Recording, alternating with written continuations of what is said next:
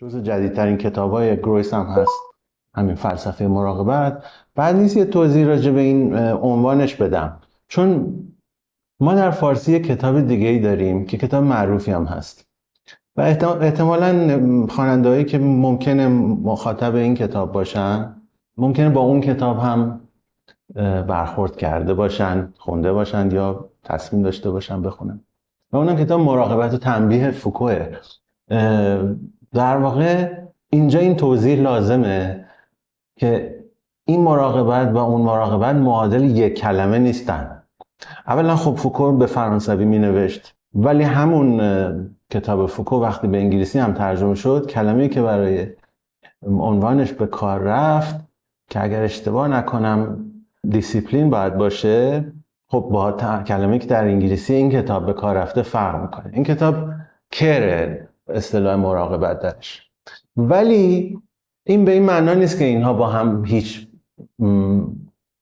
تداخلی ندارن. این بحثایی که مثلا فوکو در مراقبت رو تنبیه میکنه و مفهومی از مراقبت که گرویس ازش حرف میزنه، ما میتونیم این کلمه رو به شکل‌های مختلفی تو فارسی برای خودمون بفهمیم. یعنی من اینجا دارم دوباره یک بار دیگه ترجمه میکنم، میگم این کر، که البته این کاریست که تو کتابم من کردم، میگم این کلمه کر از اون کلماتیه که مثل خیلی از کلمات دیگه‌ای که ظاهر ساده‌ای دارن، معانی خیلی متنوع و کثیری میتونن پیدا بکنن. این معنی میتونه شامل مراقبت بشه، شامل دغدغه بشه یا دغدغه داشتن اگه به شکل فعل در نظر بگیریم، رسیدگی کردن، توجه کردن، اهمیت دادن. اینها مجموعه شاید یک طیف معنی یا یک طرف معنی این کلمه رو نشون میده. از یه طرف یه معنی یه مقداری منفی هم پیدا میکنه، یعنی یه جور مواظب بودن، نظارت کردن، کنترل کردن و حتی یه جور رفتار پلیسی داشتن، یه جور پلیسیگری به فرض. به نظر من توی این کتاب ما مدام بین این جنبه‌های مختلف معنی این کلمه یا این مفهوم مدام حرکت میکنیم. یعنی به ما نمیگه نویسنده که مراقبت چیز خوبیه یا چیز بدیه، اون فقط به ما میگه که مراقبت میتونه چی باشه یا شامل چه چیزهایی باشه و اینو خب با یک دیدگاه فلسفی، با یک سیر تاریخی توی تاریخ فلسفه نشون میده. یعنی از سقراط شروع میکنه و بعد جلو میاد، مثلا به هگل میرسه، بعد به نیچه میرسه و همینطور این مفهوم رو ردش رو توی بحث‌های مختلف و بعد توی فلسفه قرن 20 مثلا تو کار باتای یا نمیدونم کوژف که شارح هگل به فرانسوی بود و دیگرانی دنبال میکنه. ولی اتفاقا جالبه که اینجا باز یکی از اون جاهایی است که بیرون میزنه از اون حیطه های تعریف شده رشته‌ای. یعنی اینکه مثلا خب ما الان یک کتابی داریم به نام فلسفه مراقبت، پس باید با انواع اقسام آراء فلسفی که طبیعتاً فیلسوف‌ها دارن روبرو بشیم. ولی خب مثلا در یک فصلی یهو برمیخوریم به واگنر آهنگساز و ما واگنر هم به عنوان آهنگساز میشناسیم، ولی میبینیم که اینجا راجع به افکارش حرف میزنه و ظاهرا واگنر یک رساله مهمی هم نوشته به اسم اثر هنری آینده یا هنر آینده که خب اونو تا یه حدی اینجا راجعش صحبت میکنه و همینطور کسانی دیگه هم توی این کتاب بحث میکنه. مثلا توی فصل آخر، توی قسمت آخر کتاب راجع به الکساندر بوگدانوف حرف میزنه، یک آدمی است که حالا ممکنه کسایی بشناسن یا کسایی نشناسن. این بوگدانوف خیلی دوست صمیمی بوده با لنین و با هم در واقع تو جریانات انقلاب اکتبر روسیه اینها با هم خیلی هشت و نشت داشتن اینها و بعد این پرولت کولت رو تشکیل میده، یک به واقع سازمان مؤسسه در واقع این کلمه روسیه به معنی فرهنگ پرولتری، در واقع پرولت کولت، و تلاش میکردن که خب میدونید دیگه اون انقلاب پرولتاریا بود به زعم خودشون و قرار بود که حالا یک فرهنگ جدیدی ایجاد بشه و توی این فرهنگ جدید آدم ها بتونن کتاب بخونن، کار هنری بکنن و چه و چه، و در واقع زندگیشون با هنرشون عجین باشه.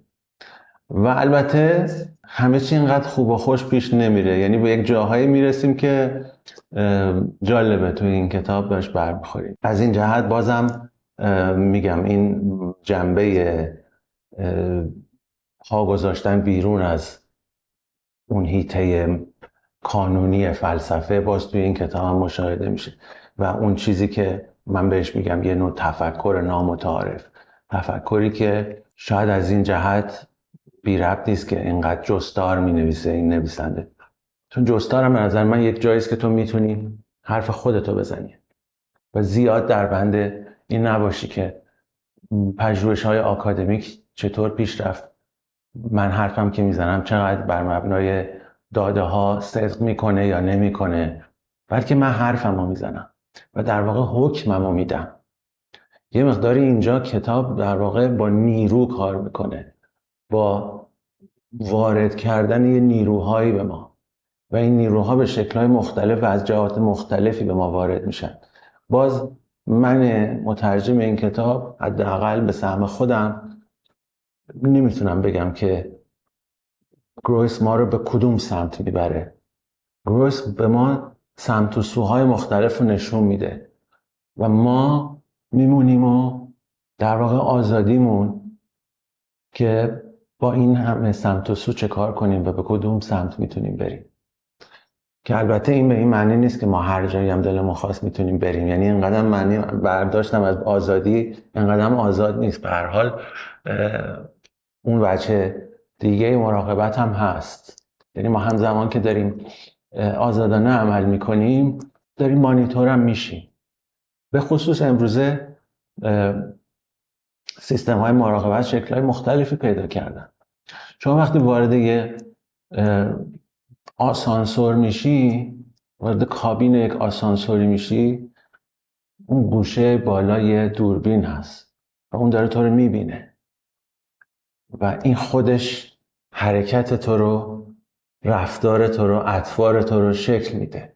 همین لحظه که ما داریم با هم صحبت میکنیم یک دوربینی داره ما رو میبینه و به واسطه اون دوربین بیننده های ما رو میبینن. خود این حرکات ما رو، رفتار ما رو، حرفهای ما رو، مجموعه این چیزها رو مقید میکنه. این مسئله است که به نظر من باید توی همین چارچوب بحث مراقبت و فلسفه مراقبت بهش توجه داشت.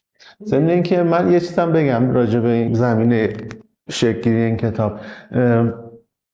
این کتاب فکر میکنم زمانی، یعنی تو دوره قرنطینه کرونا نوشته شد و خب ما میدونیم اون زمان خیلی ها راجع به کووید تاثیرات، یعنی اون از منظر علوم انسانی، علوم اجتماعی، از منظر مطالعات فرهنگی رفتن سراغ این پدیده و اینکه این چه اثراتی داشت، پیامدهاش چیه، و حتی هنوز همین بحث به نوعی ادامه داره.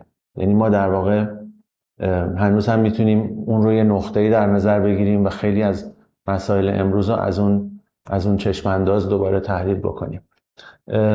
ولی در واقع این کتاب تا یه حدی هم از حال و هواش برمیاد. مسئله سلامت، مسئله بهداشت، پزشکی، اینها در واقع چیزایی است که توی این کتاب هم راجبش صحبت میشه، حالا چه از بعد فلسفی، چه از بعد در واقع نهادی و رفتن به بیمارستان و چی و چه.